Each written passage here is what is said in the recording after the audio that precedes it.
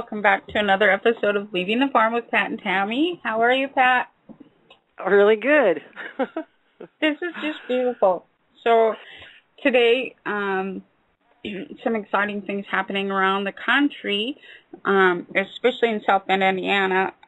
A man was charged with aggravated battery against his sister. Now, what this means is that she was harmed under public law. She was not injured under Violence Against Women Act or promoting prostitution by the courts. He was charged with aggravated battery, maintaining that she can be harmed. This is public law. This is what we were pushing for. I don't know if our listeners were tuned in last night to the Bull and Rocco show, but we were explaining the evidence that has occurred since March 5th, when we notified the International Monetary Fund of South Bend, Indiana's actions against injuring a female, contrary to their special drawing rights and the member agreements.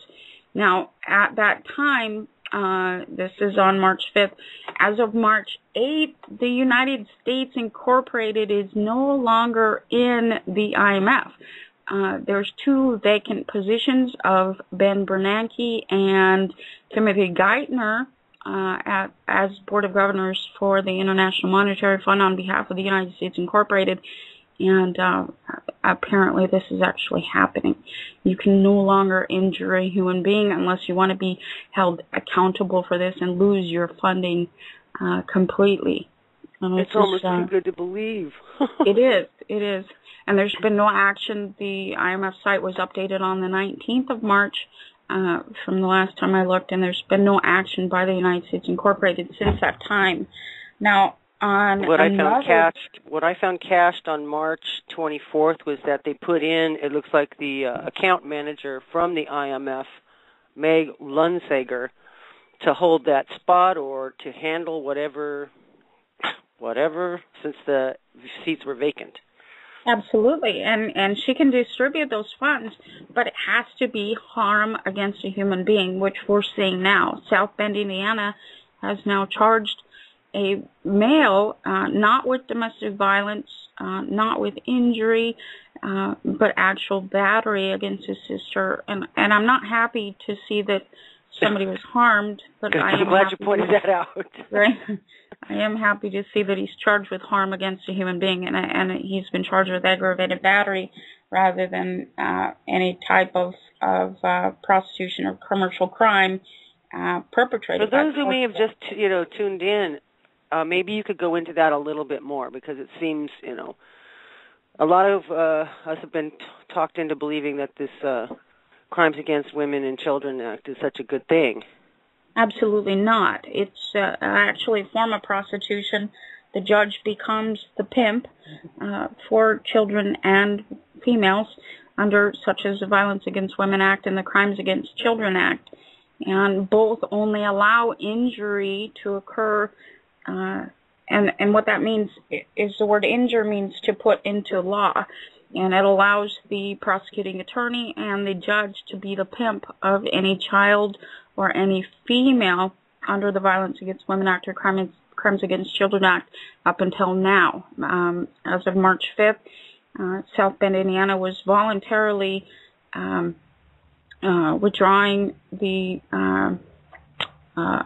United States Incorporated from its membership in the International Monetary Fund because they were not abiding by the member agreements themselves. They were not protecting anybody, and that's what the funding was for.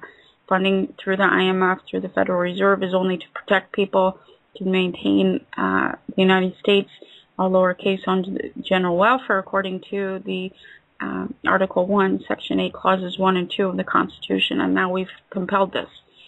So the special drawing rights, this is where it took me a while to grasp this myself. They're actually being paid under the policies of feminism and specialism. There are funds that are allocated for those types of victimizations, and these victims are actually supposed to be somehow made whole. remedied, whatever, financially. But these funds have been stolen. They've been being refunded back into some general account or into someone's pocket. Absolutely, and on top of that, when a human being is injured, that's how they're hypothecated on the other end of that. That's how they're maintained as commercial paper. Another QSIP. Right. Bond QSIP floating out there. And whatever else. And years ago, our elderly remember this before the Violence Against Women Act and the Crimes Against Children Act that Patrick Leahy and Joseph Biden passed to enable prostitution. A lot of people will remember when the time when you can only be assaulted or harmed in some way. Those are not commercial crimes. That is public law, and you can only harm a person or a human being. And they've just run with it and run with it and run with it to the extent that no females being made whole, no child's being made whole, and these pimps are just cashing in on everybody's harm against them. And so here's the other part of this that just kind of slapped me in the face, because I had sort of believed that the entire system was completely run by the psychopaths, and that, minions just followed orders of the psychopaths, that from, start to finish, wherever this tentacled beast, went with law, that there was no justice, that there was no one to hear these things, that they would all cover each other's asses. And now what you're saying and what I'm seeing is because of the insurance, it's a financial risk for them. So it doesn't matter. I mean, it's not even a matter of their conscience, justice, or anything. It's the fact that there are major players in this market that are getting the rough end of the deal. So it's going to be a financial issue, which is why this comes down to take out these perpetrators that have been indicted. Absolutely, and part of that indictment was Senate and Congress, and that's where all of the ills stem from. You had the original Constitution was for the betterment of humanity, Article 1 through Article 1, Section 9, Clause 3, whereby no bill of attainder or ex post facto law shall be passed. That was the end of that document.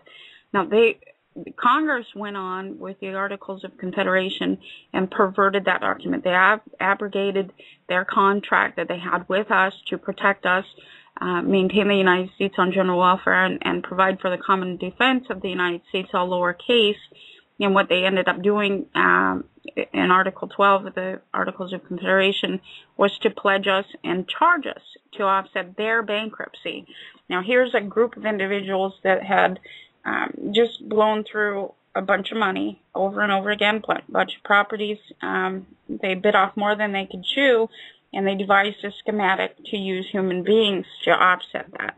And now that has been obliterated because there's no more offsetting their bankrupt state. That is not your bankruptcy. You have no debt. You have absolutely no debt. And we're seeing this right now in real time. And it's absolutely amazing.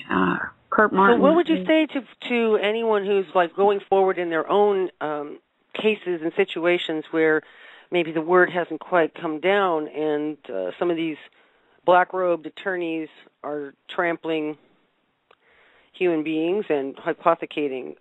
What would you advise? First of all, contact their employer.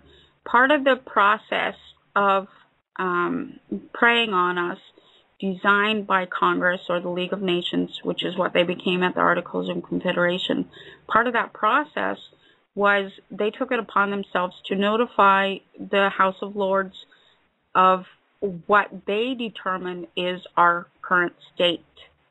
Okay, so every year they do an address to the Union or an address to the Senate, address to whoever, and this address is actually over to the House of Lords. They are telling the House of Lords, we are all insane, we are all beating each other, we are all doing whatever, injuring each other, whatever, and they're asking for the funding through the House of Lords, which goes through the IMF to protect us.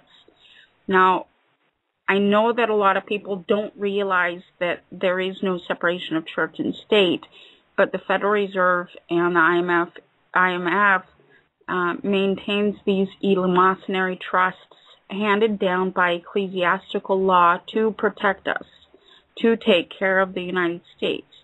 And in that, they were not allowed to prostitute us. They were not allowed to do what they've been doing. That is in violation of the Federal Reserve. That is in violation of the IMF charters and agreements. That is in violation of ecclesiastical law.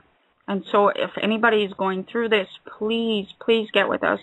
Look at the cases that we've just laid down. We just maintain precedents, especially with the Kurt Martin case in South Bend, Indiana, St. Joseph County, Indiana, and Northern District. We put it up into the Northern District, United States District Court, brought it all the way through against Congress, Senate.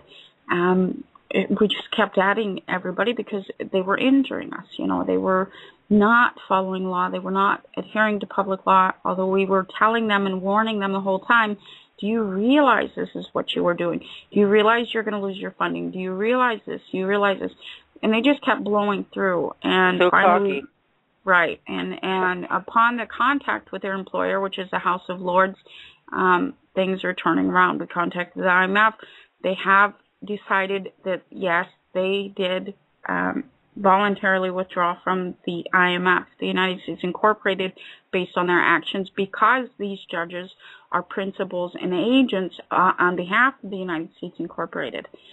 So they're just the same as what happened to us. We delegated our authority over to Congress. They delegated their authority to these minion judges, to these board of governors, to these board of commissioners, corporate counsel, whatever else. And instead of protecting the United States, they've been preying on us through such as the Department of Justice directives rather than the directives of ecclesiastical law, the IMF, Federal Reserve, which is in the eleemosynary trust to take care of the United States as a whole. And now we're seeing the absolute reverse of this. They have lost their funding. They can only get it back if they adhere to public law. And we're seeing that right now. And it's just so amazing. Maybe we should give the case number again so that it can be found. Absolutely. It's Northern District of Indiana, United States District Court. The case number is 3:13 CV052. We should also make that IMF Special Drawing Rights St. Joseph County Prosecuting Attorney PDF available to show what was done. It's an amazing read. Absolutely. It's just an amazing read. And as soon as, I'm not sure if we have that up on the Dropbox or not yet, but we need to get that up on the Dropbox. We can put that up on the YouTube site with wherever this recording goes, and also in the Dropbox, and put the link there. Oh, good. And this should be spread around. Yes. In other news, New York City. This is on from mainstream media site CNN. A veteran New York police officer is accused of equipping a robbery crew with state-of-the-art New York police equipment and helping them loot drug dealers out of $1 million. The officer, Jose Tejeda, 45, is also accused of allowing the robbery crew to use his Manhattan apartment for their enterprise. Now, what they're doing is they're rolling over on each other. As you know, these drug cartels are little charters. Cartel means little charter. And this is the same as, along the border with the U.S. and Mexico, along the border with the U.S. and Canada. You've got pockets of these drug cartels. These cartels are with local law enforcement agencies, local county agencies. Yes, they are. They're little tiny franchises, and that's what the word cartel means. And they're rolling over on each other. This is political cannibalism, and I'm real sorry to this officer. But again, if somebody might happen to be listening tonight, it might be a good idea to contact us if you are an officer or if you are a prosecuting attorney or judge get with us. Get with me on Skype, and we'll talk about it, because, I don't think that you want to be the fall guy, but we do want to end this current corrupt system and revamp it. And, as long as we're adhering to public law, then, I'm willing to work with you. So get a hold of us.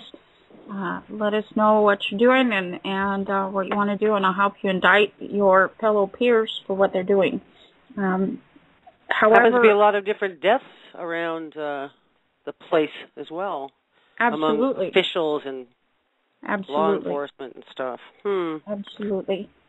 I want to maintain here that I do not offer immunity. I do not. Thank you. I do not act under statutory law whatsoever. However, if you are involved in these agencies and you are innocent, get a hold of us. A lot of officers start out, they're brand new. They don't realize what's going on until they, witness a jailer raping an inmate, or witness a judge actually preying on a child, or a psychologist actually preying on a child. Get with us. We're willing to help you, as long as you haven't harmed a human being or been a part of this with intentions. I'm more than willing to help you. There's been questions on how, since this is so fresh and it's just kind of, exploding in our face to see what's happened, how can this be brought into ongoing cases? We've been putting this into other cases around the United States, because this maintains precedence. The order's already basically been handed down. That was done recently. It was entered by clerk. And what we're dealing with now, the ratification of the IMF actions actually maintains the order as well. So it's bolstered on both sides, and yes, do use the same process. I mean, it's just start to finish. We were evidencing their crimes, maintaining under public law, compelling them to maintain under public law, and remember, we cannot indict the innocent. So you have to make sure that you're dealing with the actual perpetrator. So it takes a little bit of time. It's not a quick fix. Because you need to evidence their crimes against you, evidence the harm upon a human being, and get through all the bullshit that they offer you, averment and attorney work product doctrine and everything else. So, do check into the process. Do look at our documents. We only adhere to public law. So we maintain the sovereignty of the United States throughout. It's actually so overwhelming for me to be witness to this, because we've been working for it for so long, and we've lost a lot of our siblings during this time. And, one of my teachers, I talk about Jeff a lot, and, it would be really nice if he was here to see this. And it would be amazing if, back then we could have indicted his ex and, gotten the children out of harm's way. And Nancy Schaefer. Absolutely, and Bill and George. Well, their energy is still here, so. Absolutely. It's what about the children? How can people who are being tortured and their children being stolen by the CPS money wheel system move on this quickly? Absolutely. And what everybody has to realize is the function of parens patriae doctrine. The state has an ability to parent under parens patriae doctrine, but only if there is evidence harm right now, not in the future. They cannot order a psych eval. They cannot order counseling. They cannot order this or that. This is a fishing expedition. And so if you're involved in a child protection custody case, anything involving false allegations, again, you have to stand on the public law, do the equitable estoppel, because the state only has parens patriae ability if they can evidence harm right now, and that means that you have actually abused a child at that point in time, yes, you've harmed a child, and you're going to get whatever you get. So, and again, I'll remind everybody, don't contact me if you've actually harmed a child, because I'm not the one to come to. You will be found guilty in a heartbeat, and I will help to indict you. Yeah, I've seen that. Right. I don't mix words or anything. I'm not here to get anybody out of anything. If they've harmed a human being, I'm here to wrap the millstone around their neck. How does this work in the family courts? I say that with disdain. Is that it's a commerce court, right? It's not district. Absolutely. Okay, so how do you get out of the clown court? Say right now you realize what's going on, and these jokers are, tossing you around with various psych things, etc., and restraining orders and threats and so on. How would you take this out of their hands and bring it to the next level? And that's what we've been evidencing now. A family court, or they're actually Article 4 courts. The administrative court occurs by consent. You're consenting to that. Your attorney's playing attorney work product doctrine. Her attorney's playing attorney work product doctrine. They're shifting any and all evidence off the court record, so you never have a judge there. A judge can only see evidence and rule accordingly. A trier of fact, which is an attorney in a black dress, can see testimony, hearsay, you name it, stacked up evidence, which they call preponderance of the evidence, which is not evidence. It's just a weight or consensus reality. And what you want to do is in my process, what you're doing is you're compelling an actual judge to be there by admitting evidence on the court record. Now, if they do not adhere to the evidence, of course, they're not a judge. You get them for practicing law. No judge is allowed to practice law under any state statute, under any law. A judge is a judge. An attorney is an attorney. A clerk is a clerk. They each have one separate function. A judge cannot be an attorney. And so you need to put evidence on the court record. You need to compel the judge to be there. If he doesn't want to be a judge, take it up into U.S. District Court and sue him as a foreign state. It's easy. Each judge is a corporation. We just took their funding. So if they're injuring you or putting you into law, that is administrative process. Stop it from happening. Go after them. Hold them accountable. How does this work in the foreclosure rapes and raising? Same thing. A bank cannot be harmed. And we're not debtors, and so we know all of this stuff about how, property was already used by a signature to, create some sort of amount out of thin air and then charged back to us at interest. So all of those who've been thrown out have had their families' lives completely turned upside down, children and all that. How would they start? Again, start out with equitable estoppel. Somebody's brought you into court based on false language and conduct. The court does not have jurisdiction to determine the matter. This is an unenforceable contract because of the borrower's covenant or another form of covenant. We found these covenants all the way back to 71, whereby the estate had been seized by the bank. Stop it in its tracks. Again, equitable estoppel, admit evidence on a court record, hold them to it, charge them for prostitution if they continue on, because that's what it is. They're tricking the body out, they're tricking you out, and they're maintaining revenue streams based on their actions. Well, like we saw in Bo's case, basically it starts in Superior, and that's a commerce, right? It is, but it isn't. Any judge can maintain as a judge. Okay. They can actually uphold judicial canon like they're supposed to, and you can always have an Article 3 court. It's when you use the public law that compels an Article 3 court? Absolutely. Okay, absolutely. So your administrative writings are what compels the attorney to be a judge. Right. Okay. If you're arguing statute, you're in an administrative court. You That's choose pretty simple. Right. You choose it. You consent to it. And one of my favorite things is Common Sense by Thomas Paine. Again, go read Common Sense by Thomas Paine, because he maintains even that dissent is the greatest patriotism. Dissent. All you have to do is dissent. No, I'm not in agreement. I don't like the administrative process. But you're not saying that verbally, and you're not going to, argue.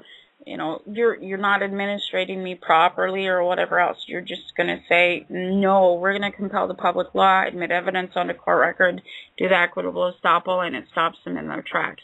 If they move forward, take their funding.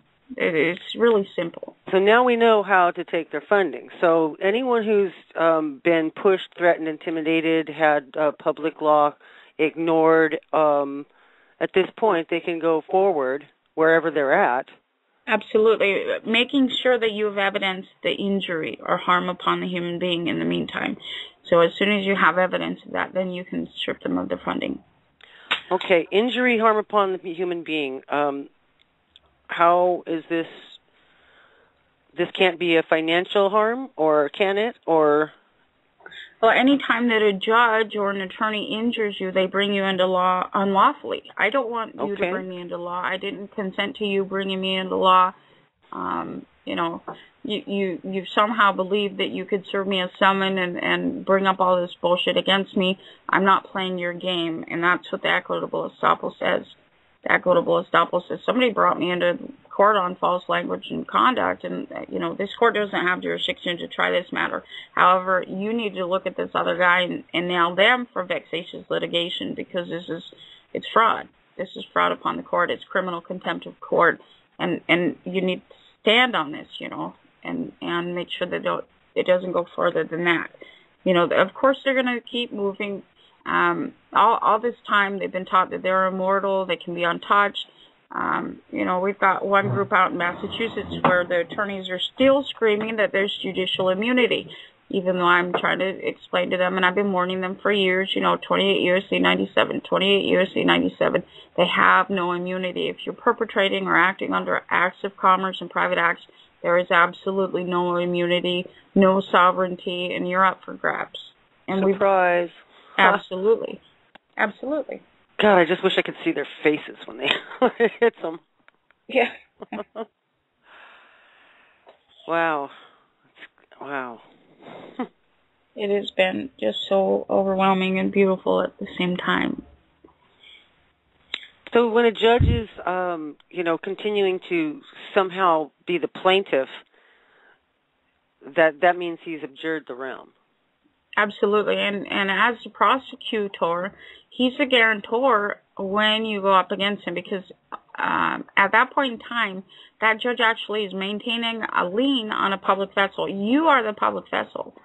Now, if they do that and they maintain a lien on a public vessel, they're volunteering themselves. Whoever's prosecuting is volunteering to assume the charge. And that's the risk that they've always taken. This is under 46 U.S.C. 313.25 through 43, I think it is.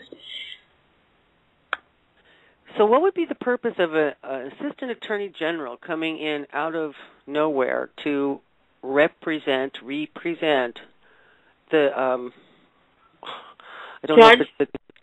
Know if the judge or the attorneys for the bank?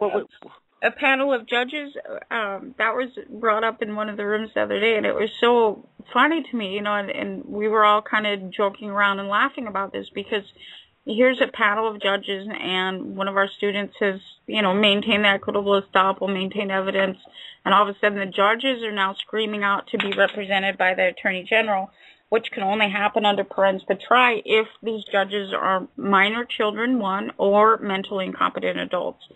And so now you ask for a guardian ad litem for each one of those judges, because apparently they've been found to be mentally incompetent by the appearance of the Attorney General.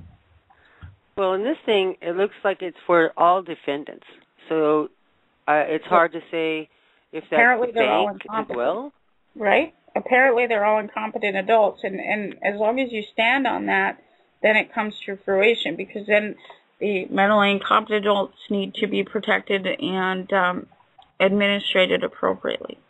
It seems so grossly out of place that a state assistant attorney general would step in and represent bank.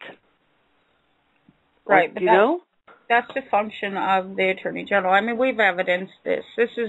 That's the function is representation of the bank. But for him to be there, that means that those individuals have been found mentally incompetent. We did this out in Oregon.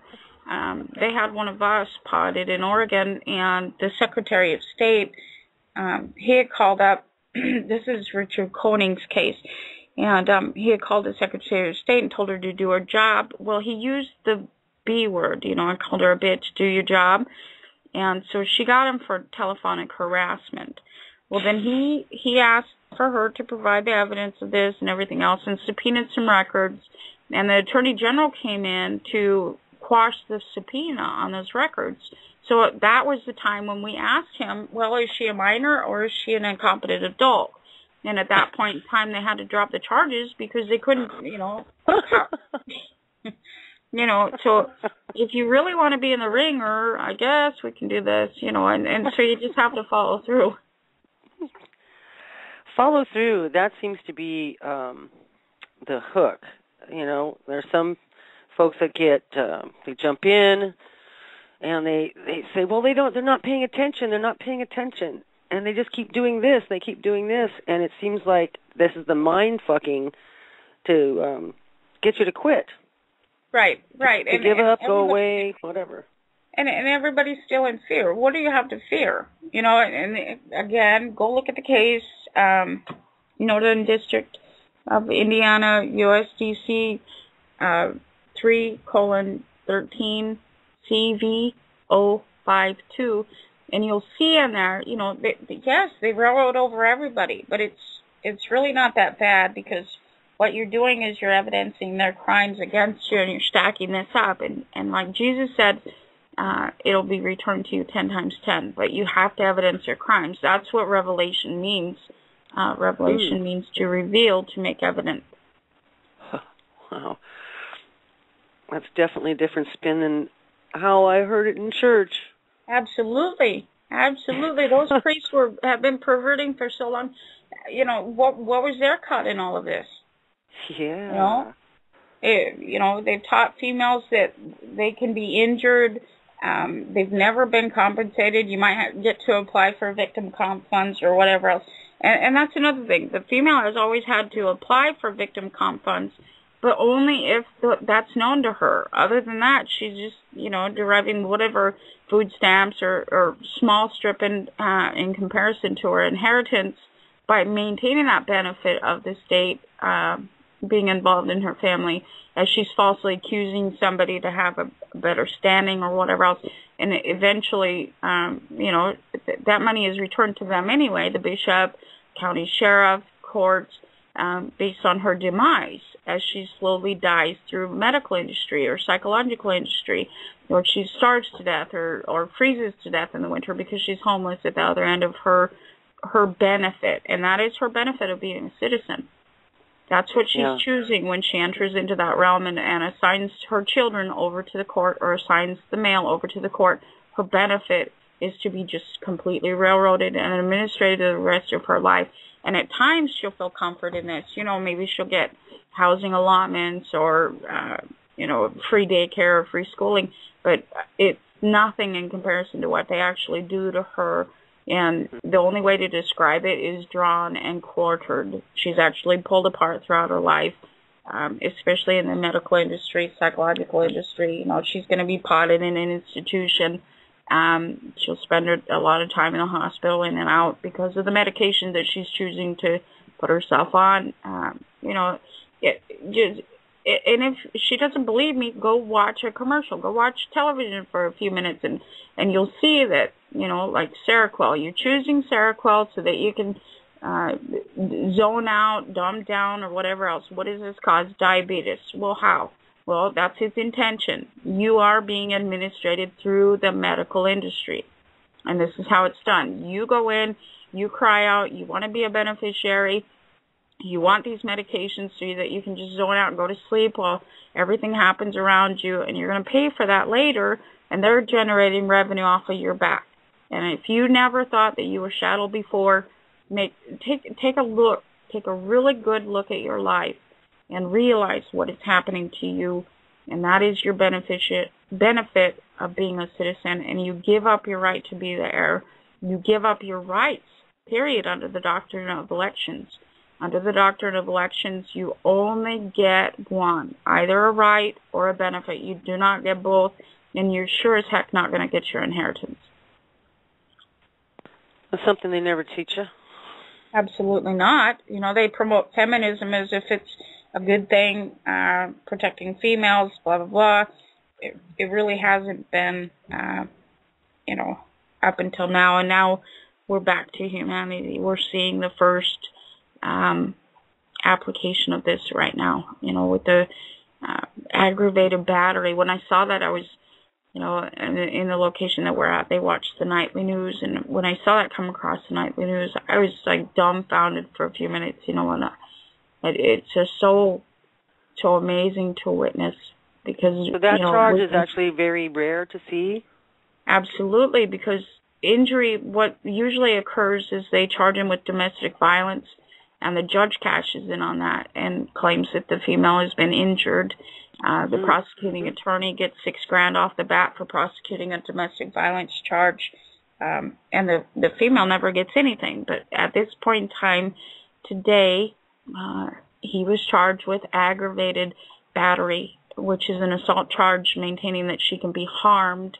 She has been harmed, and he's charged with harming her, not injuring her, putting her into law. Wow. At that point in time, the prosecuting attorney doesn't get anything for prosecuting that crime. That's the job of a prosecuting attorney. He is to prosecute crime. And the judge is to adjudicate crime. You know, this is what is supposed to be happening. This is what the courts were supposed to be there for. Wow. So, okay, in the bigger scheme of things, with the Second Amendment and all of that stuff being threatened, intimidated, and all of that, how will this new development affect that? All of these games, you know, and that's something that I mean, it's going to boggle the mind again. The United States Incorporated has 2 vacant seats on the International Monetary Fund now. And part of that funding was to fund all of these programs and military, all sorts of stuff, and their funding's been cut. So if they don't want to uphold the public law, they don't get anything.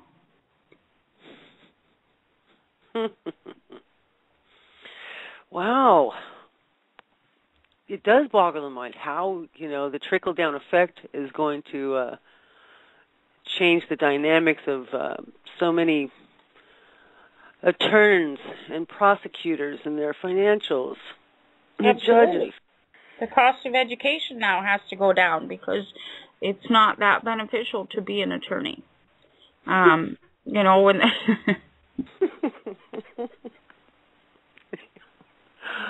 That was the new housing market, was the attorney market. You know, here's all these attorneys and they're paying $200,000-$300,000 for their education because that was the benefit on the other end of being an attorney is so much. I mean, they're making so much money off of the demise of humanity, and now that that revenue stream is dried up, it's not that beneficial to be an attorney at this point in time. Wow. Well, we have a caller. You want to take a call? Awesome. Let me get over there real quick. Okay. Area code 715. Hello. Do you have a question? Hi. Hi. Yeah. Who's my situation. This is Teresa. Hi. Okay. Go. Hi.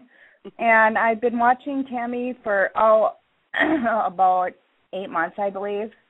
And all this is just really overwhelming for me because I lost my child to his father, and he is basically a drug dealer. Okay. So,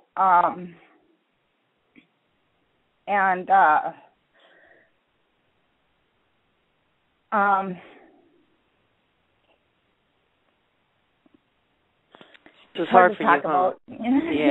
Yeah. Yeah. Maybe you want to come into the Skype classes or something and talk about it there. Maybe it would be easier. Yeah, probably, but it's hard to. I'm not very good at computers, either, and so it's hard for me to log into things. Well, with my computer. And we can do this over Facebook. You're on my Facebook, right? Yeah.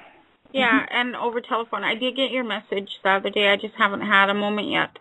I'll call you back closer to the end of the week, which is now, and we'll go through this. The policy up until now, we just cut their funding finally, and this is so amazing. The IMF does not have the United States Incorporated listed on their site. There's 2 vacant seats. Timothy Geithner and Ben Bernanke are not there.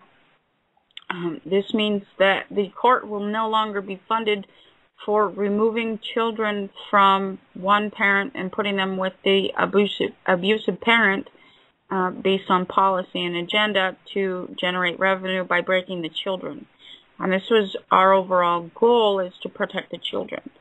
Now, when we get into your case, here and when I call you back, we'll go into detail about it, but it's not going to be beneficial to the court to maintain the children any longer with the abusive parent. It's not going to be beneficial to the court to allow the children to be destructive enough to garner that diagnosis, to garner funding. A lot of these children are egregiously abused, mentally, psychologically, traumatized, physically, and what the court is counting on is that eventually they'll garner that diagnosis of the child having been injured or brought into law, and that's where over 80% of the funding is coming from, based on those diagnoses.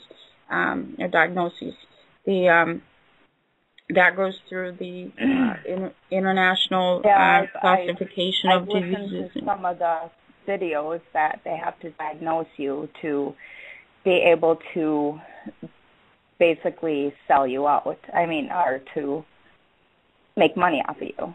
Right, and especially the children. When you place a child into an abusive environment, they're going to exhibit reactive behaviors. These are reactions to the abuse.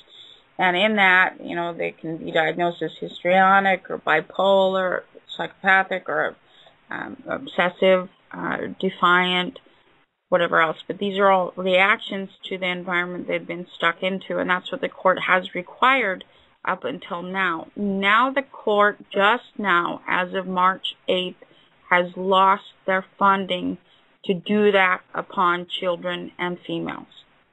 So we will visit your case. Like I said, I'll call you back towards the end of the week, and we'll get this taken care of. Okay. I love you. Hang in there. How do I block it out now? I can just mute you. Do you want to still listen in on the phone, or are you going to hang up? I still want to listen. But I can't talk about my situation because it's too emotional for me. So. I know. I'll mute you. Okay, we'll just mute you out, and thank you for calling, and I'll get with you, like I said, probably later on tonight. How late are you up? Probably until like 8 or 9, because I got to get up at like 4:30 to go to work. Okay, so you're on the West Coast, correct? In Minnesota. Okay. So we'll just do it tomorrow. I'll listen again to the voice messages, and then I'll get together before Saturday or so. Okay. All right, be well. Love you. Yeah, thank you. Bye-bye. Okay. Lots of people hurting out there. And Katie, your mic is hot. How are you? She's there. I see her, but she's not. Well, she's probably backing up the board. Mm-hmm. And she's... I'm here. You know, I'm blonde, Irish, bimbo. I was muted, so I'm talking away, going, "Oh my God, how's it going?" And then it's like nothing. Oh my God, everything is so exciting. How are you? Good. Yeah, everything is going clickety click, boom, boom, boom. You know, it's like, hey, my favorite trick with egos: poke, poke, poke, boom. It's awesome. Yeah, it's just so absolutely amazing, and I mean, I'm just loving this. Yeah, you know, it's. I got on a bit late. I went to go and meditate there about. It was just after 6, and I thought, okay, you know, half an hour. I'm usually pretty good at that. And then, bam, like 10 after 7. Oh no! And then I run over and get logged in with you guys. So, yeah, I've been sitting back here listening, and I was listening on the Blog Talk, and of course I had to keep restarting that. So I said, screw that. I'm going to call in and just sit on the board and hang out with you guys. So, and the good news is I get to hang out right to the almost very end because my webinar doesn't start until 9 because everything adjusted, I think. Oh, awesome. I think. Now I'm saying that tongue in cheek right now because I'm not quite sure. Oh, actually, yeah, because we're starting at 7 instead of 8. Got it. Yeah. So I'm here for all of it. This is great. I get to listen to you guys. It's just I'm still like overwhelmed. You know, the funding's been cut, and this is such an amazing time. Absolutely, you know, save the kids, man. Save the kids. Absolutely. Once we save the children, we save ourselves. Absolutely. And what had happened at the beginning of the show, I don't know if you caught it, but in St. Joseph County, Indiana, South Bend, today, a man was charged with aggravated battery against a female that lived in the home with him. He was not charged with domestic violence. She was not injured. She was harmed. And this is just a blessed day because this is, of course, where the case was occurring, South Bend, Indiana, whereby they were told they were withdrawing from the IMF. They were going to lose their funding if they continued to injure a female, if they continued to promote prostitution, everything else. And apparently they're now upholding the public law, which is just an amazing, profound thing to witness.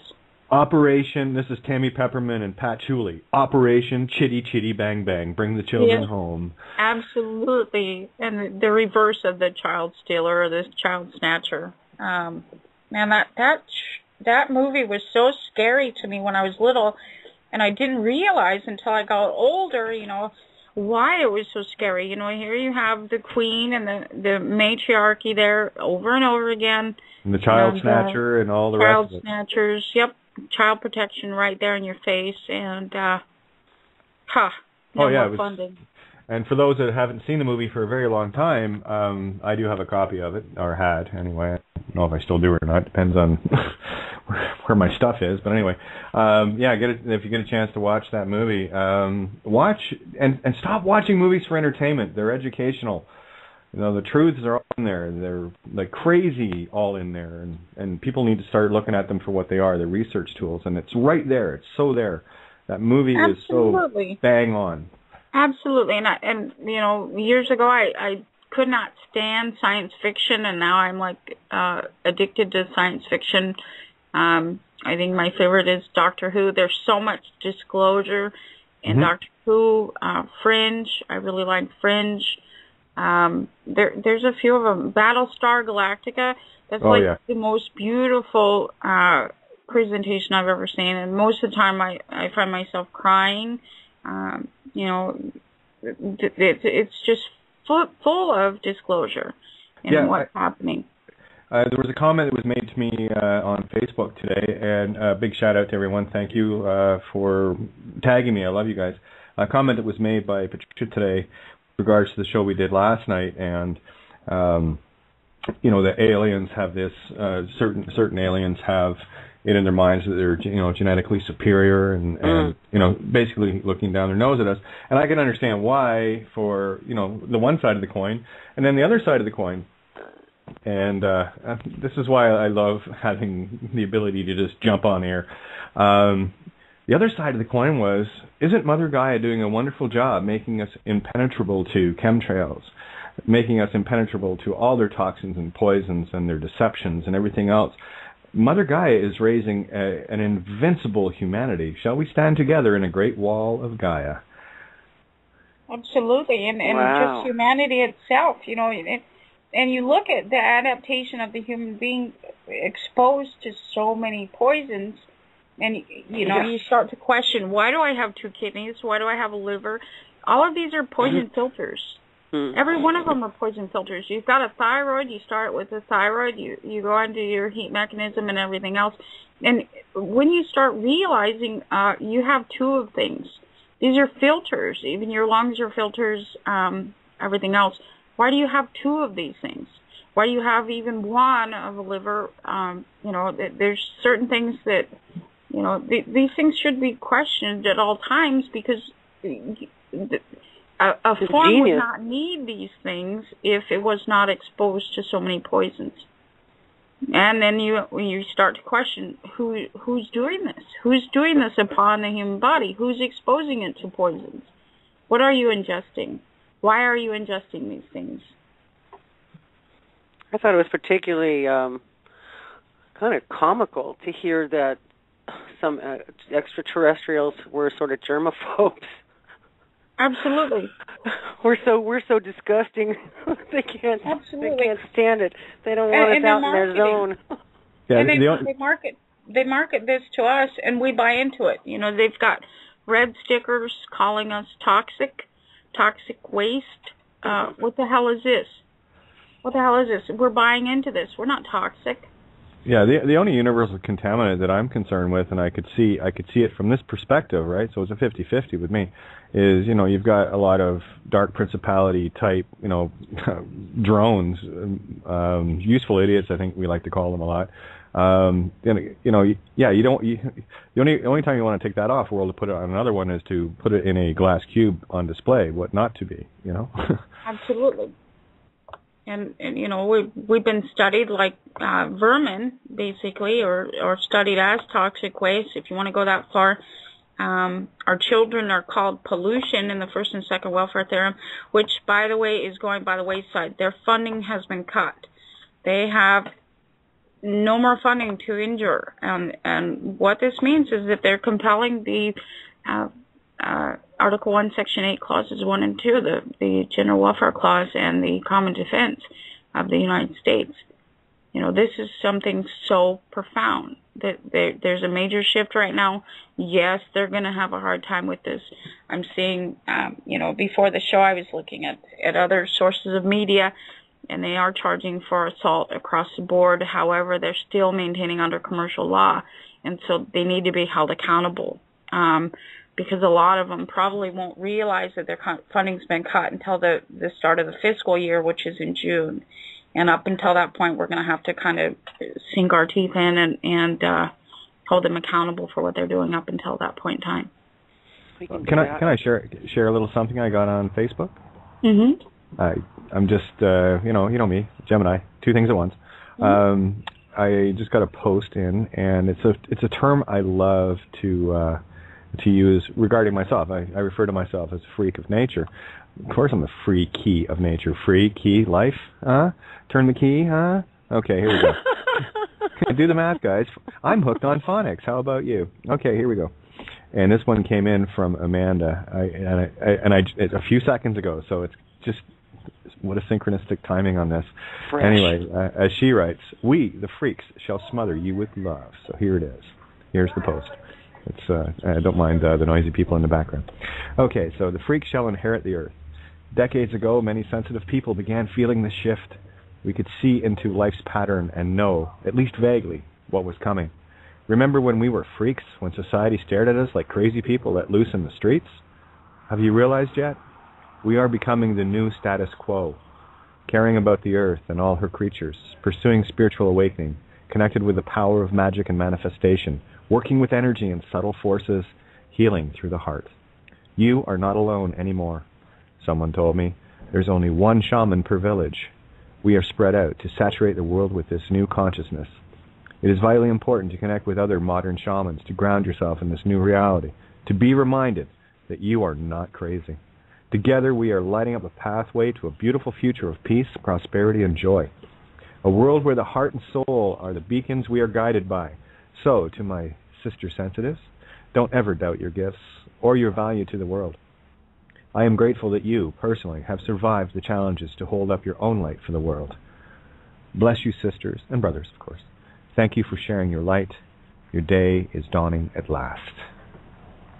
Oh, that is so beautiful. It is beautiful. And we're coming up at the top of the hour already. You're listening to Critical Mass Radio, brought to you by Critical Mass, Syncrenicity, and so many others. And I'd like to burn off the top of the hour with one of Katie's songs, Like an Angel. We'll be back in 3 minutes, 51 seconds.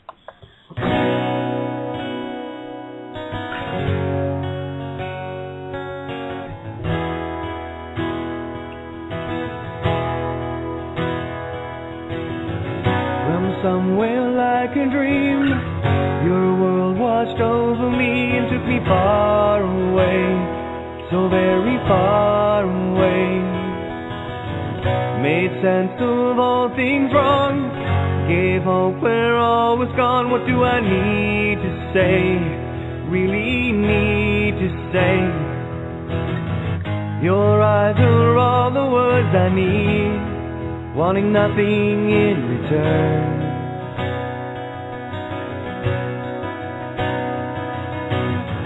Your love is unconditionally.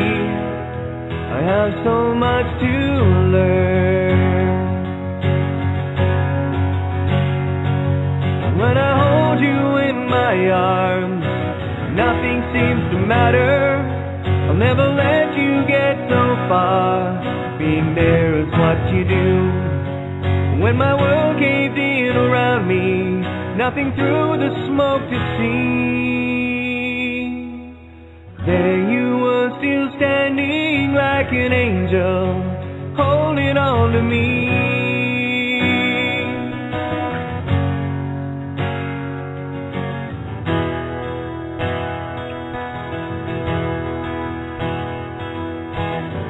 Somehow you pulled me through, turned faith back into truth completely, so completely.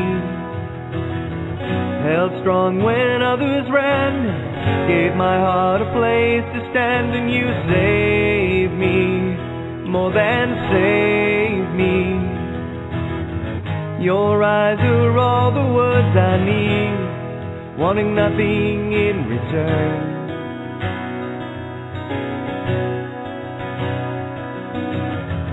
Your love is unconditionally. I have so much to learn. And when I hold you in my arms, nothing seems to matter. I'll never let you get so far. Being there is what you do. And when my world caved in around me, nothing through the smoke to see. There you were, still standing like an angel, holding on to me.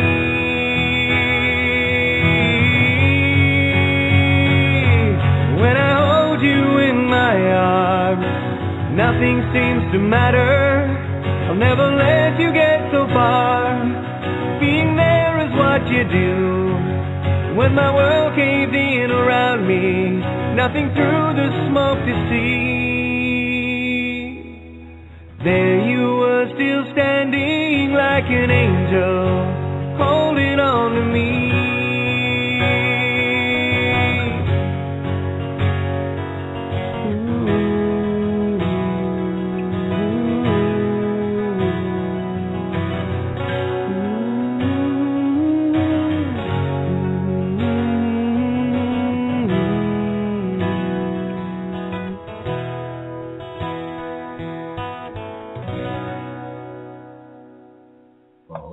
Hi, and thank you for joining us on Leaving the Farm, brought to you by Critical Mass Radio, Syncrenicity, and so many others. Again, we want to thank Zach, production company, Verdict Productions, for producing us and putting us up on YouTube and elsewhere, and also Lightworkers Media is carrying us. It's Giuseppe. Yeah, this is just such an amazing day. And we also have Bo riding shotgun now, so if anybody has any questions, maybe hey, Bo. Yeah, we have everybody. Look at us. We do this together, and you're just proving it. Absolutely. That poem that you read was so beautiful, and I wanted to kind of cover up or bring up Rumi as well, because a lot of people don't know that we are one. And one of my favorite poems by Rumi goes like this: By day I praised you and never knew it. By night I stayed with you and never knew it. I always thought that I was me, but no, I was you and I never knew it. And that's what it is. I was you and I never knew it. Just like Jesus said, take up your cross and follow me. He did not mean that in a singular sense. He meant that as following me as you. And you are me, I am you, and here we are. We're one. This is how it's supposed to go. This is how it's supposed to be. We are walking through Revelation as we speak, and it's the most profound and amazing experience I know for me that I could ever possibly witness. And thank you for being. Yeah, say we're here, and he's a pretty cool guy, teacher. As soon as you learned how to read the book properly, had some really profound truths to share. And the first one was, I got anyway. It's not to worship the individual, but to be them. And there it is, the oneness. And don't worship me, be me. What was the guy's name? I think it was Jesus. Might have been. Might have been a few others too that said the same thing. So what the name means. Exactly. In Latin, in Latin. Yeah. Yeah, Jesus. So you throw an I in there, and you have je suis, I am. Yeah. Je suis. It's there. Or hey Zeus. And in Latin, Jesus, your earth. So yeah, it's all together. It is. One. Yes, and that's what he kept maintaining over and over again. God is not the God of the dead; He's the God of the living. And here we are. And we're to be holding them accountable. It's been a long time since you realized their book. You could open their book. Book is codex. Words in a book are code. Parts of a book are titles and chapters. And you have turned their book around on them and held it against them. That is the dead language. That is the book that the Lamb opens. And then after that, His wrath is made known. And this is an amazing day. This is the third day. And here we are, resurrected. Resurrected means able to stand again. Not dead, not coming back from life or coming back from death, but able to stand again. Well, yeah, we don't need to walk with a cane. We are able.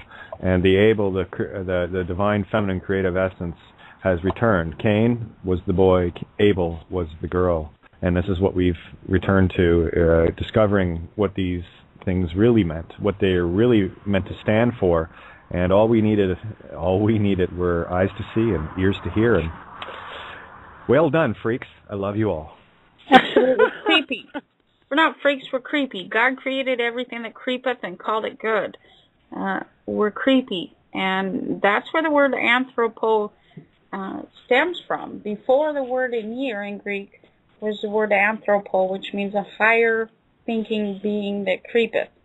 And we're absolutely creepy.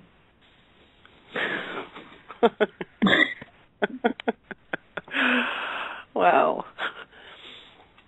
Wouldn't want it any other way, And some of us have definitely been through the mill, as it were, and withstood the fiery furnace, which is actually the representation of the fornax or fornax in your head.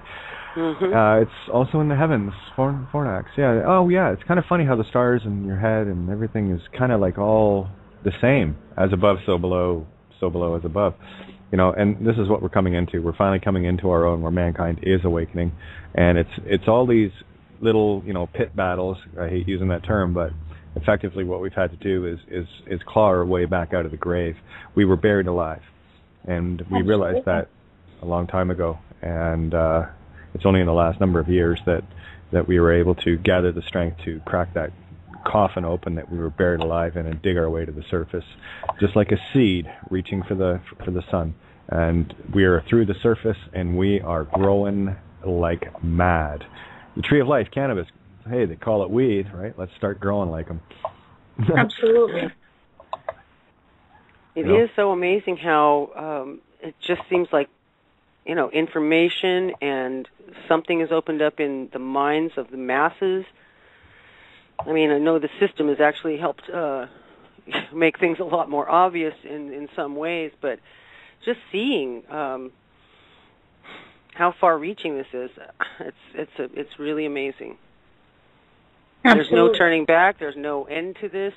It's in process. It's done. It's actually done, but we are moving through I don't know if it's the shadow or watching the giant fall, whatever, that time factor is.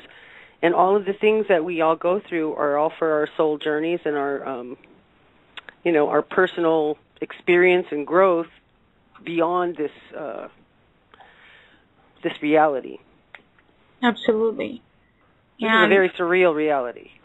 Absolutely. And it once it unravels, it's easier to digest, but it takes a long time to digest what's going on and what's been happening and how we got here, why we're here, and just keep going forward. I went through the same thing. Pat went through the same thing. Katie went through the same thing. We're all in this together. Yeah, and, some of us were a little more greedy spiritually, I guess. Absolutely. If there's any way to look at it, people say, well, how are you doing? So, well, I'm doing. How are you doing? Well, just listen to the shows. That's how I'm doing. It's kind of funny that, and we've seen some pretty dark days, eh? Absolutely. And that's something that I want to bring up here, too. This last week, we were contacted again. Robert Fox has been potted since December. I was not aware of this until recently. A lot of our listeners know of Robert Fox, and if you'd like to write him a letter or contact him where he's located at for now, it is Robert Fox, number 1826119, Bradshaw State Jail, P.O. Box 9000, Henderson, Texas 75653. And I won't repeat it because this will be archived within 15 minutes of the show where you can grab it again. But please contact Robert. He is one of our very good friends. He's been standing up for a very long time. He's a beautiful soul. And at this time, we need to reach out to him and see where at in his case he is. He's not fully aware of the process, although the last time I spoke to him, he was coming around.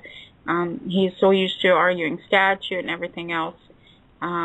He wasn't up to par on the public side of things before he was incarcerated and adjudicated and everything else. But as soon as we can circle back, we'll be doing that. But until then, please contact Robert. Let him know that we're out here.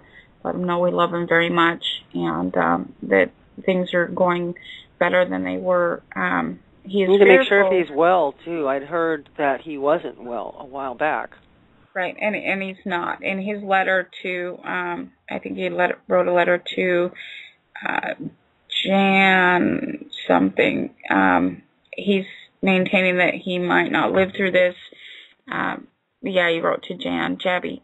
And he's fearful of, spending the rest of his life in there, which I'm not sure exactly how much time he got this time, but he's concerned. I think it's a year. Right, and with his concern, then I'm assuming that his health is not well.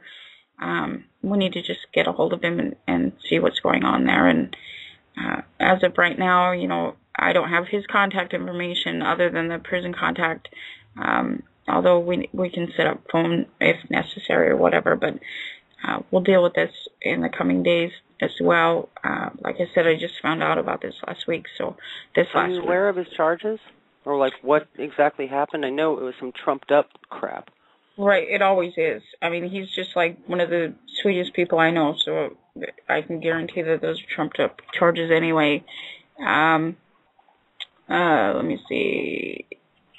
These criminal that have sought Robert Fox with the trumped up a criminal conviction for filing with what the prosecution called a false document against the county for destroying his home 3 times, and only after the 3rd time Robert filed a complaint. So what he's doing is he's going in on he may have made threats or something, not adhering to the public law. So we just need to back him out of that.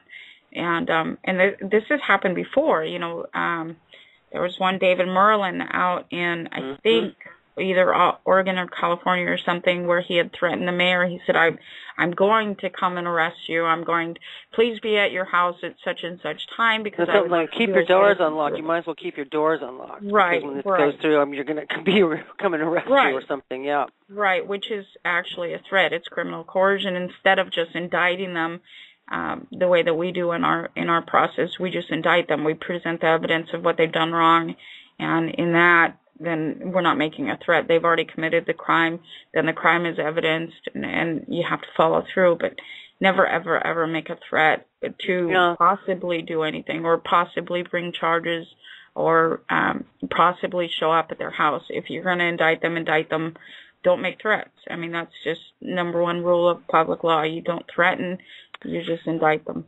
He was also teaching and leading a 58-page, I think, class action complaint or something against the IRS, and he has a very, very strong argument about it being complete bullshit. All of their, rhetoric and mixed the pretzel logic. So there's that too.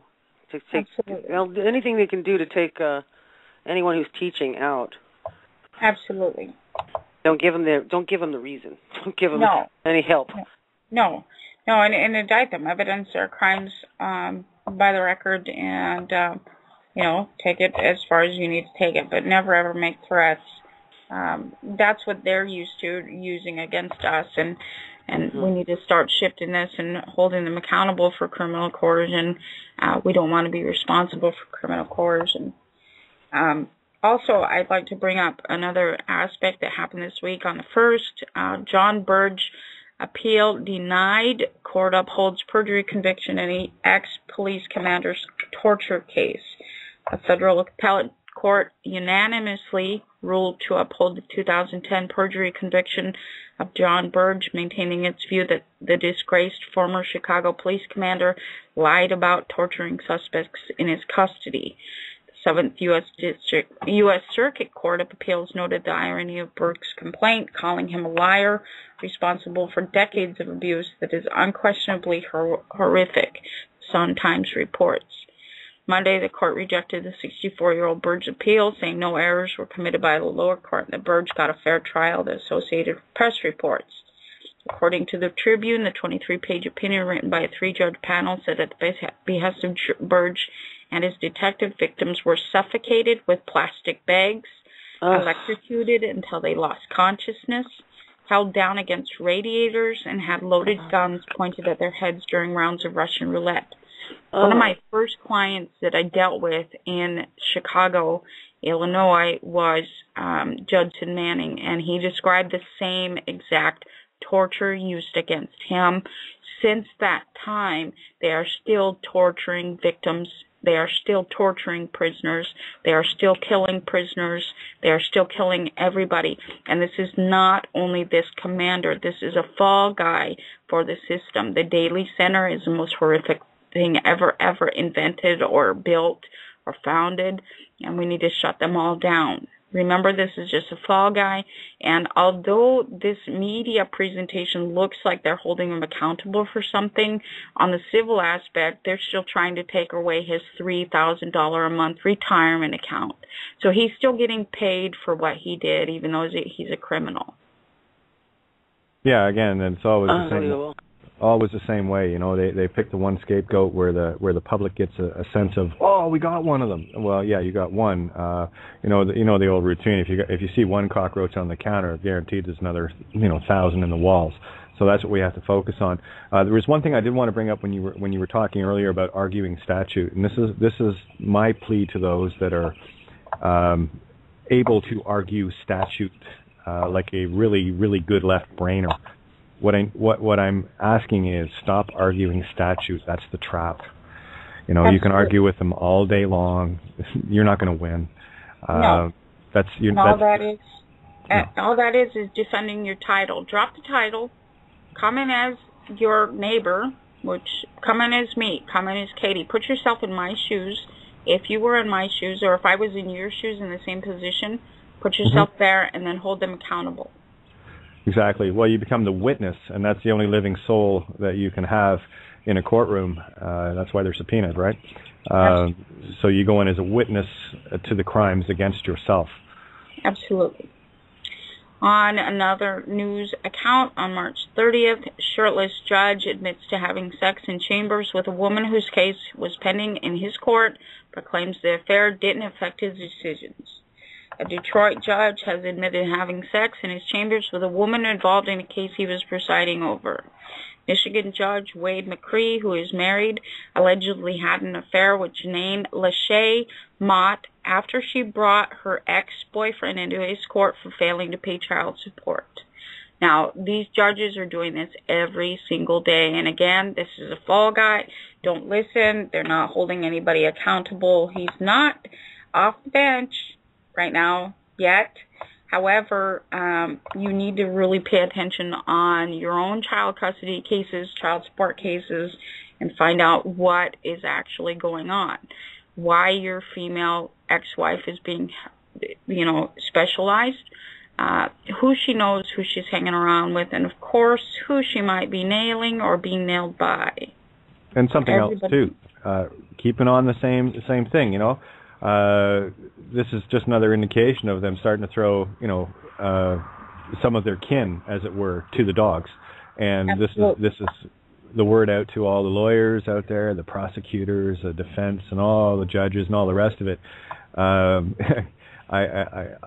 telling you, you're not worthy. And the minute they can see a win to save their asses, your ass is thrown under the bus. So enjoy your friendships. Absolutely. And again, Nell Nading died last Saturday in a crash. He was an Alaska State Trooper, Hero 1 rescue team. There were other survivors. However, I believe that this is also political cannibalism. Everybody needs to be aware of what's going on. They're killing each other, and now they're falling out of the sky. Couldn't happen to a nicer. Yeah, hang gliding without a hang glider, or parachuting without a parachute. Apparently, it's a new sport. So there you go, Absolutely. Guys. And that's what we're seeing occur across the board, across the globe. These attorneys, again, they're sprouting holes in their foreheads. Suicide after suicide. I call them surprise-assisted suicides because they do not know they're about to commit suicide until they hear the hammer click back, or they find themselves with somebody on their back in their family pool. Surprise. How does it feel? Well, again, that's exactly what's been going on, and evil, by definition, will destroy itself. So, which side of history you want to be on? It's pretty clear to me. I'll stand in truth. That works for me. So, what are you working on, Bo? Anything good now? Yeah, real good. Getting ready to nail in the coffin, hammer the nail in the coffin with this USDC case. I hope, otherwise we'll have to go to a higher court. But the simultaneous action order entry of default judgment now is where we're at. These jokers can't answer anything, so we know we're over the target. We're getting them to where they can't answer anything. But I'm just seeing a lot of people out there in my contacts still wanting to go down the road of equity, which is statute, commerce, private acts. And I just can't seem to convince some of these people that public law is the way to go. Could you maybe spend a few minutes breaking, maybe if we could spend a few minutes breaking down the various law forms and how they all basically fall under the category of the law merchant versus the public law, which is where we really all want to be. I think they're still subscribing to the doctrine of election, and doctrine of election only allows either a right or a benefit, not both, and never your inheritance. And what that means is that you are purchasing your benefits from the law merchant, or you're purchasing a right from the law merchant, or a right might be granted to you from another authority. However, don't you want to stand in your own authority?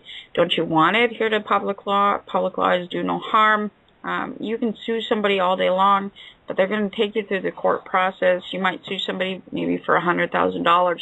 It's going to cost you $300,000 to sue that person, and you'll have the principle of getting $100,000, which you'll pay to your attorney and for legal fees and costs beyond that. So actually, you never win anything, and so basically, all you're ever doing is going on principle, and a lot of the times when you're arguing statute, you're not presenting evidence on a court record, and if you happen to need the use of an appeal, according to the 1832 Nullification Proclamation, you are to be held in contempt for arguing statute. So they have you coming and going. No matter which way you go, you're going to benefit Caesar. You're not going to have anything in your pocket. You might have the principle of the thing eventually, or you might have a small win here or there, but that's just affirmant, and it's not the right way to go. And in between, we heard some guy that, I'm not going to mention his name, but I believe personally that he's Satan. He was telling his students that they needed to be damaged. And the more damage you got, the better your suit is, all this crap. And so he had people going in and claiming statute and allowing themselves to be beat and abused and violated in various manners. And still he was getting nowhere. And I do not recommend that any human beings put themselves in that situation to allow the body to be damaged in that way, because that's just maintaining under the law merchant and allowing that other father, agreeing to the other father, and the other authority granting you the benefit, such as a beating, which is not great. It's not a thing that any of us want or need, and we can forego that by just adhering to the public law. I believe his statement was, in order to gain standing, one needs to be damaged. And the more damaged you are, the more standing you have. Nice. And standing actually comes from a allodial title. And in your case, we have evidence who holds a allodial title and who actually has standing in the courts. And the only being or entity we're standing in now is the United States. They hold a allodial title to the land. And that has never been argued. That has never been overruled or trumped or anything other. And we're the only ones with standing. You cannot garner standing by being damaged. Standing comes from a allodial title to something.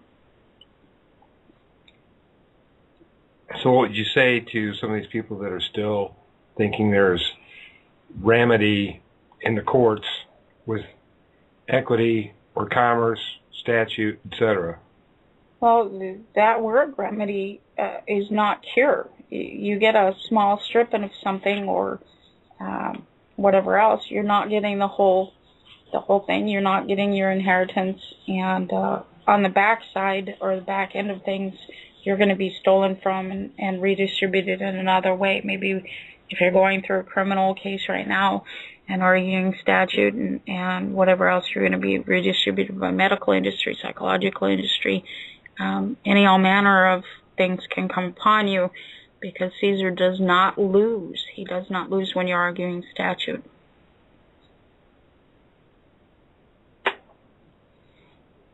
Well, now, okay, that says it very well. However, there are some case laws out there where people have actually won their foreclosure case.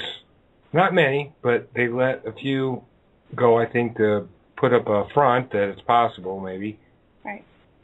What would you say to them and handling foreclosure situations? After that win, or the presumption of a win, or the appearance of a win, how many got their children stolen from the back end? How many went into the medical industry? How many went into the psychological industry and got attacked from the other side? You know, they, like I said, Caesar does not lose unless you're adhering to public law and you're ripping Caesar's throat out, as you know, using his own law. Roman law is winner take all. You're going to lose anyway. You might save your house, but at what cost?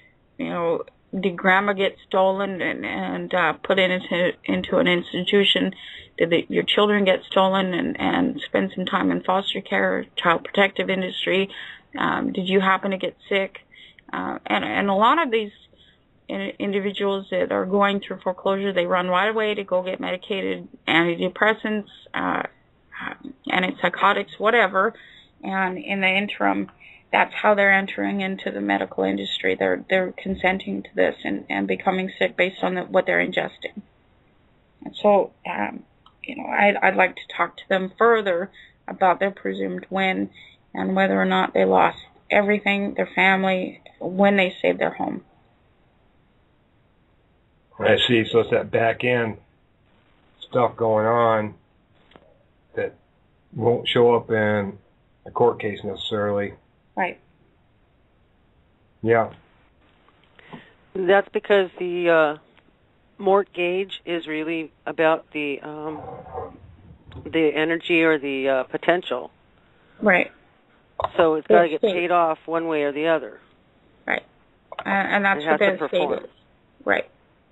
So if you win this foreclosure, then it's got to be done at a different variant, one of those three categories that you described as a gross domestic product. Right. And that's, again, going back to the doctrine of election. You're electing a benefit, which is you're getting to hold your house, but your rights are going to be usurped. So your parental rights are going to be taken, your individual rights are going to be taken, because you only get one. You only get either a benefit or a right. And again, part of your benefit is being redistributed by court process, being mangled through the medical or psychological industry, yada yada. You know, it's safer. It's absolute going with public law and holding them accountable for what they're doing. Just like being an heir is absolute. Absolutely. I mean, you're either an heir or you're a beneficiary. You're not both. Right. So public I'm going to law. ask a stupid question, if I can. You know, equity, I don't get. You know, equity always sounded like a term that meant fairness. And so how is it that isn't, what do you call, compatible to public law? Well, and that's what a lot of people don't realize, is they think that equity might mean equality, or that they've got financial gain, but it has nothing to do with them getting anything but the court. It's the judicial equity, judicial efficiency. So the definition wouldn't necessarily be the same for the term equity as it would be in the judiciary sense. Right, and that's where the equity, the majority of the equity stays in the judiciary's hand, attorney's hands. You're going to get a small strip, and because at that point you're asking the court to be the trustee, you're the beneficiary, you're not the heir. You're not the one who's inheriting. Okay.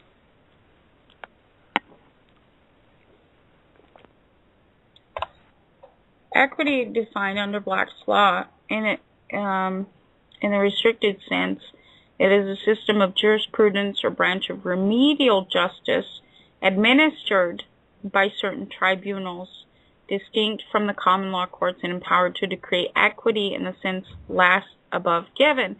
The last above given is the word denotes equal impartial justice as between two persons whose rights or claims are in conflict.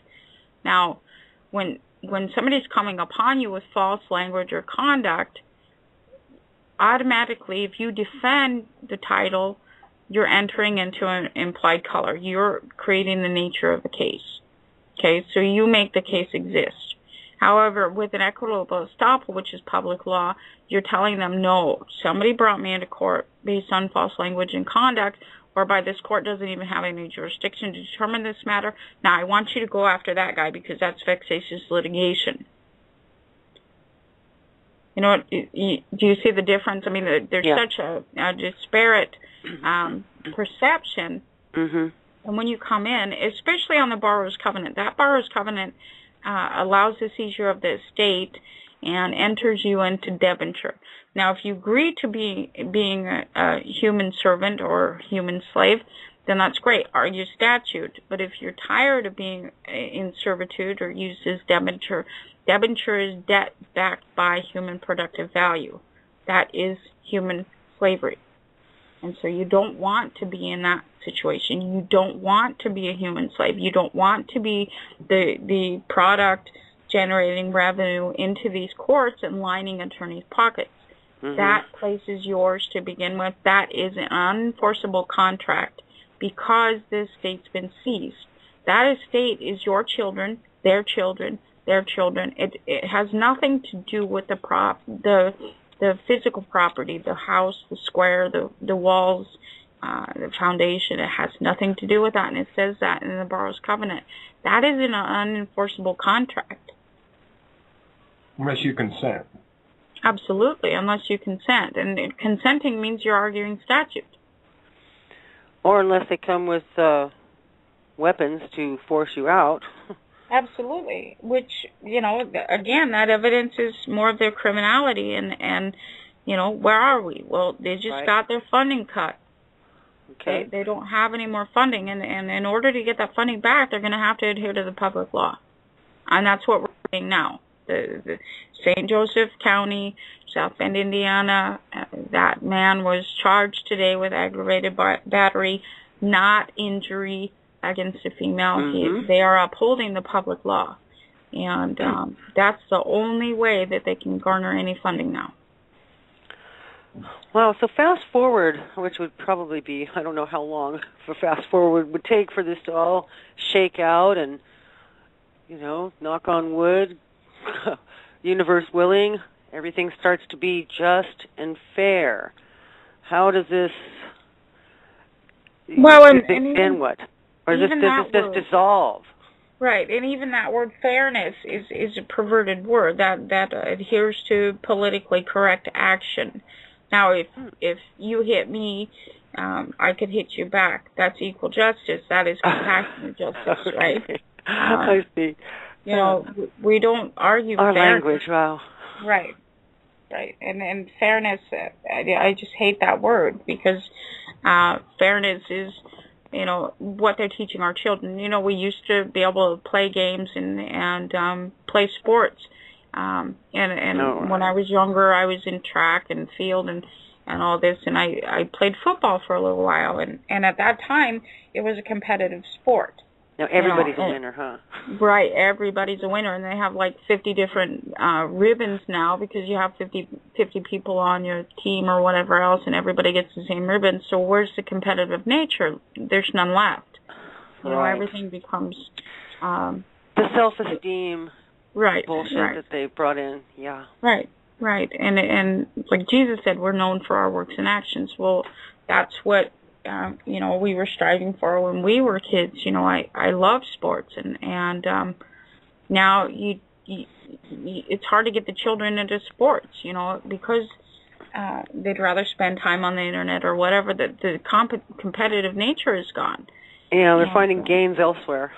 Right. Now we can play Wii and compete in another manner and whatever else, but we need to get back to reality.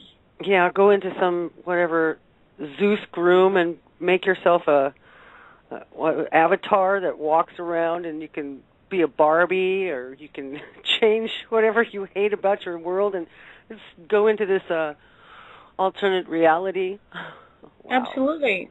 Consensus reality, and that's what we're striving to Well, it's overcome. like a virtual reality where, you create a life that's completely different from whatever you've got.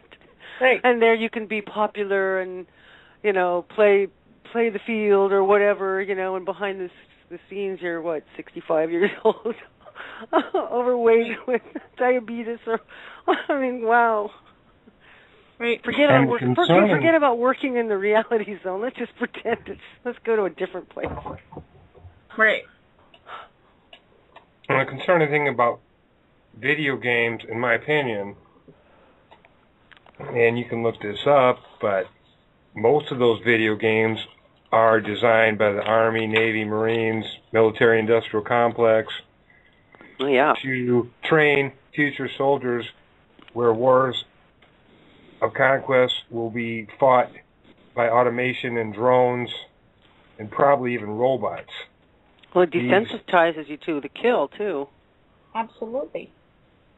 Yeah, it separates the personal liability. And, these movies like Terminator, etc., they're not by accident, in my opinion, either. They're getting you ready for this. They're grooming the next society of good little soldiers. Well, if nothing else, it's one of those, the trend of Die Hard, Terminator, all of these superhero things coming back. That's why everybody's waiting for the superhero, some rescuer. Right.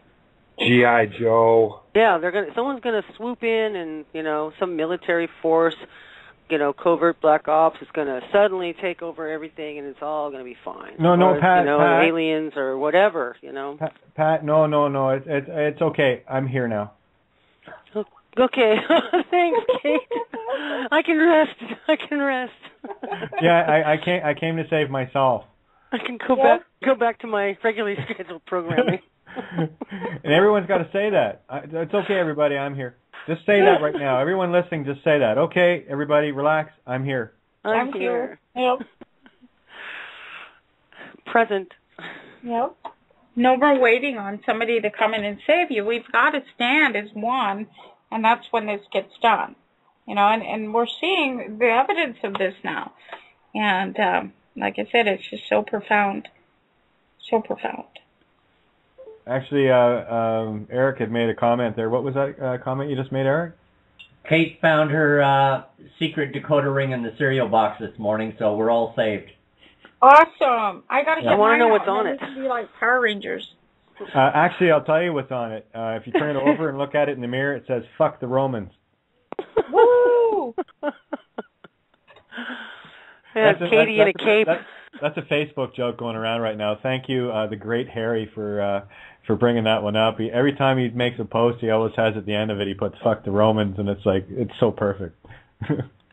Oh, I saw that in the room the other day. So this must be catching on. Well, that's the intent, because it's kind of got that beautiful energy, and of course, that's a Tibetan word. It actually has a love resonance to it, so it has that beautiful double-edged connotation. Most people don't know that. They think it's a curse word, but it's not. There's a few others that I know that have some charge with people, so I'll ease them into it, but it is actually a sound of love. So when you say "fuck you," what you're really doing is passing the word of love with a wrong intention behind it. So it's kind of one of those scatter words. So now we know how to apply it properly to the Romans. Absolutely, and that's what's just now occurring is we've turned these judges and attorneys back into Roman citizens, and that was the requirement of the process, because all this time we've been maintained as Roman citizens. We've been dead, following the Roman laws, and now they're back to being the citizen. And well, fuck the Romans. I love you so much that I thought it would be nice if you could be administrated now. Every good turn deserves another. Works for me. That's beautiful. That's poetry. Absolutely.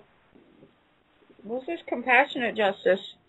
And that's what Jesus was teaching. You remove all harm from communities, and it's with compassion not only for humanity, but for the psychopaths suffering from psychopathy. You know, they're tortured individuals. Anybody that can prey on a child, that can promote pedophilia and prey on children, they are suffering from psychopathy, and they need to be removed from the ability to harm.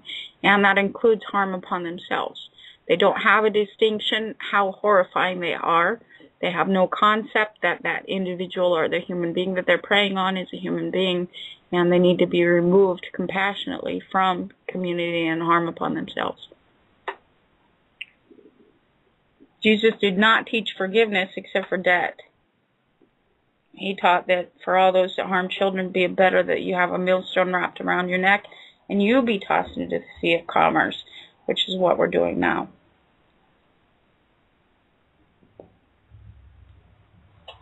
So you think we'll ever see any of those secret decoder rings that say the war machine, keeping the world safe for private central reserve banking?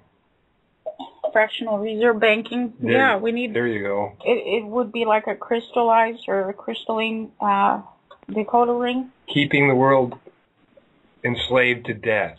Absolutely. And I'm sure the judges wear them. Maybe they're not the rings that we put on our fingers, but maybe under their robes they wear those kind of rings, huh?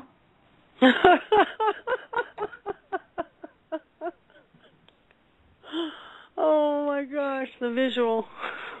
Absolutely. There was one charged several years ago for using a penis pump behind the bench. I mean, these people are nuts.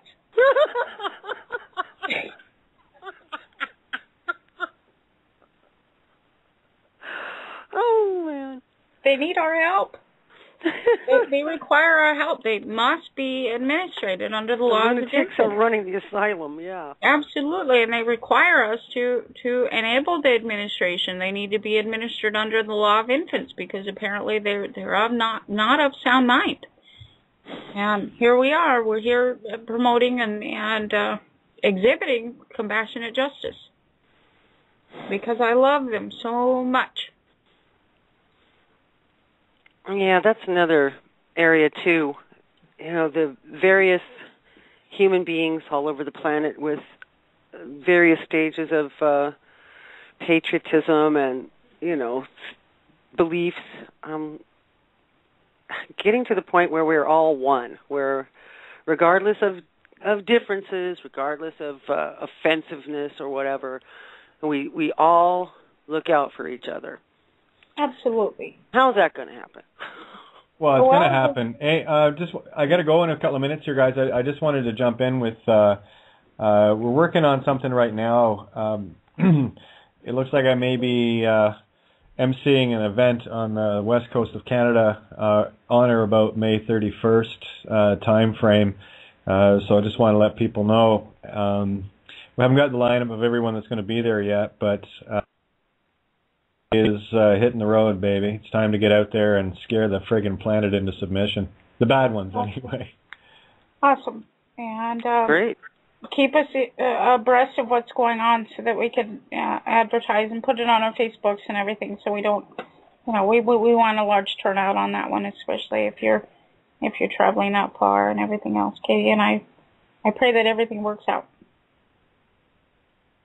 Well, yeah, it'll be quite a trek, but again, there's a lot of people around me, and hey, I have the universe.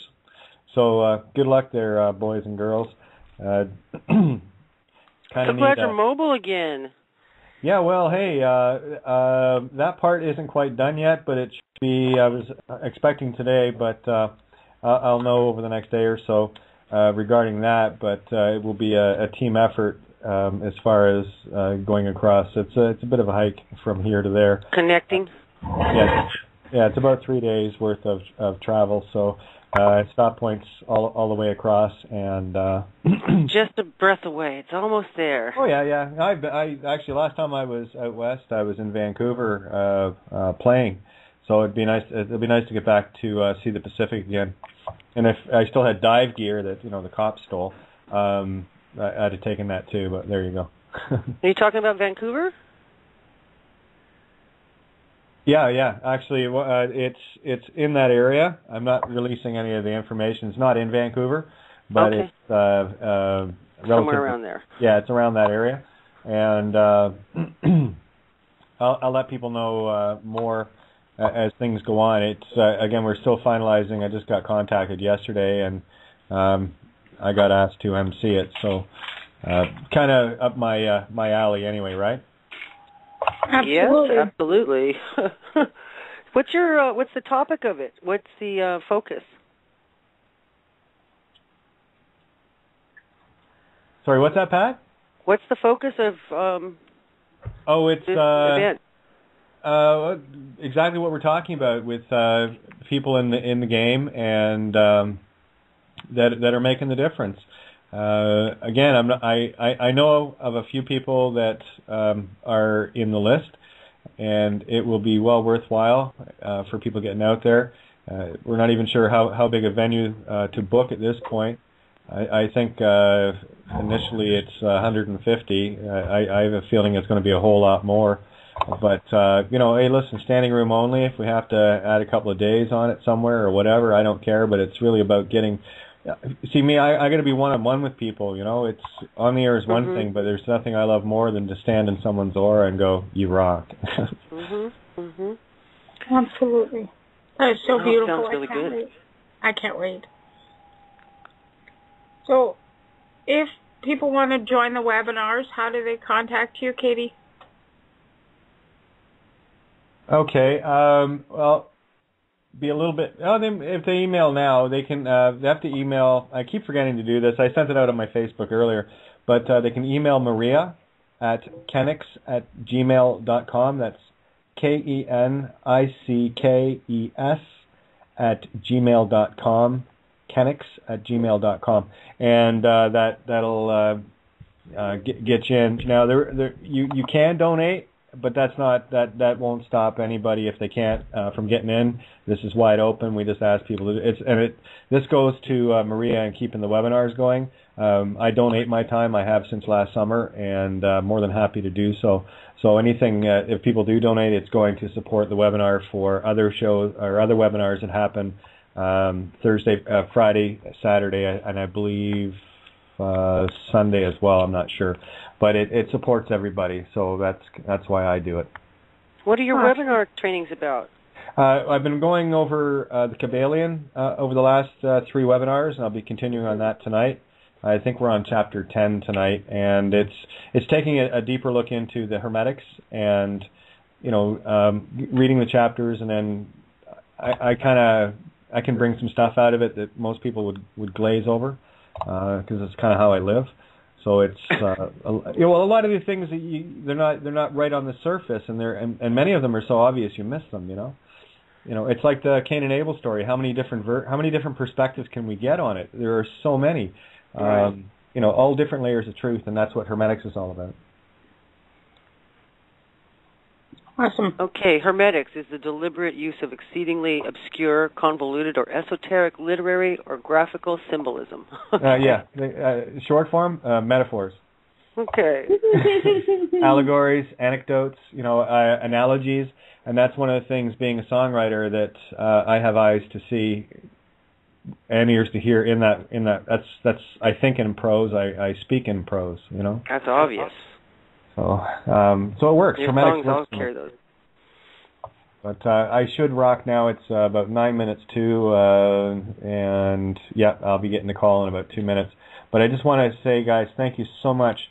You've no idea how happy you made me the day you said you were going to do shows, and every day it just goes exponential. And the help and difference you're making for so many people, I see the room and it's lit up every day. So I would urge anyone, if you want to get involved with us more, you can tag me on Facebook, kate.rene.5, kate.rene.5, and of course Skype, katie.rene.thompson, katie.renee.thomson.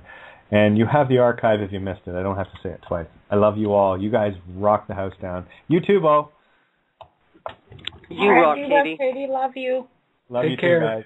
Have a great night, and I'll be downloading this to catch the last 10 minutes.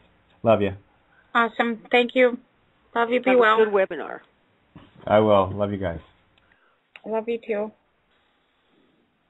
So I was scrolling through my Facebook feeds, and of course McDonald's is on there, which sucks. But apparently they're looking for cashiers with bachelor's degrees now, which is so ironic. Exactly what they're good for. So you can figure out how to push the right hamburger sticker on the machine. Or if, in case the electricity breaks down, you can actually add. Absolutely. This is the state of our existence at this time. McDonald's is now hiring cashiers with bachelor's degrees, and if it wasn't sad before, it's sad now. That just capped it. Jeez. Planned obsolescence. Don't everybody race down there? No. I mean, this is it's just, we're in such a time, it's just so ironic and profound and insane all at the same time. And everybody just needs to hold tight to each other, be each other, be one with each other, make sure that you're watching out for your neighbors, family, friends, parents, grandparents, sisters, brothers, cousins, and again, you are not obligated to love your family, and that's something that is so imperative for most to understand. If they have turned on you, if they're following the other father, if they are not, with you, they are against you. That is your adversary, and you need to use discernment on when you need to leave, because that's also how you're caught. That's also how you're kept in shadow. So many of us, and I'm included in this. I stuck around my parents forever, trying to earn the right to be, trying to earn their love, forever. And I put myself and of course my children in danger because of this, not realizing the danger until after it had passed. And Jesus explains this as well. He said, let the dead bury their own dead. And there's often times when we're required to do that, but it's safer. It saves us, it saves our children, and allows them their free will choice in choosing the other father. We're not to judge each other. That's fine. Whatever they need to do, they need to do. And we're required by God's law to walk on and teach elsewhere, go teach somewhere else, someone that's accepting of God's word, someone who is accepting of public law, and not casting pearls before swine. Right. And that sounds rude, but it says lest they turn and tear you. Absolutely, and that's what's happening. They get angry. They get really angry, and then you become the target. Right, their enemy, and that is your adversary, and you need to let them bury their own dead, and I know how hard that is from personal experience, but at this point in time, I'm free. I'm okay. I'm living. I'm living. And I already know who I am, and for the longest time, I was too stuck in that mentality of trying to earn my right to be, and it didn't work out for me. I was tortured, and it's just not worth it. And I know how hard it is, but you do need to walk. The ego is the hardest. I think the ego makes it really hard because there's certain things that the ego is supposed to be and attain, and titles and what title entails, a good this or that, does this or that.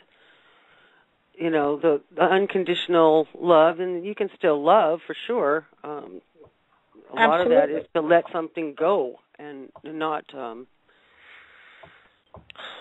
invest your energy into something that's going to turn on you and absolutely ultimately take you down.